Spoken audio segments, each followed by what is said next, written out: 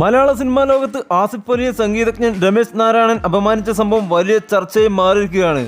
Cinema രാഷ്ട്രീയ രംഗത്തുള്ള നിരവധി പേരാണ് ആസിഫിനെ പിന്തുണച്ചും രമേശ് നാരായണനെതിരെ രൂക്ഷ വിമർശനം ഉന്നയിച്ചും രംഗത്തെത്തുന്നത്. എല്ലാം സോഷ്യൽ ലോകത്ത് വൈറലാവുകയാണ്. ആ കൂട്ടത്തിൽ മമ്മൂക്ക ആസിഫ് അലിയെ കുറിച്ച് മുൻപ് പറഞ്ഞ കാര്യങ്ങളാണ് ശ്രദ്ധ നേടുന്നത്.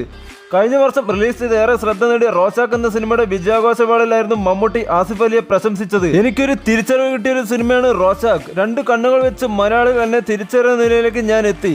അതൊരു വലിയ അംഗീകാരമാണ് എനിക്ക്. അതിനേക്കാളൊക്കെ ഉപരി സിനിമയുടെ പ്രൊമോഷൻ ഇന്റർവ്യൂകളിൽ മമ്മൂക്ക എന്നെ കുറിച്ച് കുറെ കാര്യങ്ങൾ പറഞ്ഞതാണ്. അങ്ങനെയുള്ള കുറെ വലിയ സന്തോഷങ്ങളാണ് ജീവിതം എന്ന് വിശ്വസിക്കുന്ന ഒരാളാണ് ഞാൻ. മമ്മൂക്ക ഐ ലവ് യു എന്നായിരുന്നു ആസിഫ് അന്ന് വേദിയിൽ പറഞ്ഞത്. പിന്നാലെ കണ്ണുകൾ കൊണ്ട് മായം കാണിച്ച ഒരു നടനാണ് ആസിഫ് അലി. കണ്ണുകൾ മാത്രം അഭിനയിച്ച് അത് അത്ഭുതകരമായി ആളുകൾ സ്വീകരിക്കുകയും ചെയ്തു. ഞങ്ങൾ അത് സസ്പെൻസായി വെച്ചു. എങ്കിലും 90% പേർക്കും ആ കണ്ണുകൾ തിരിച്ചറിയാൻ സാധിച്ചു എന്നത് വലിയ കാര്യമാണ്. ആൾക്കാർ അത് ഓർത്തിരിക്കുന്നു എന്നതും വലിയ കാര്യമാണ് എന്നാണ് മമ്മൂക്ക പറഞ്ഞത്. ഇതാണ് സഹജീവി സ്നേഹം എന്ന് പറഞ്ഞ നിരവധി പേർ വീഡിയോ ഷെയർ ചെയ്യുന്നത്.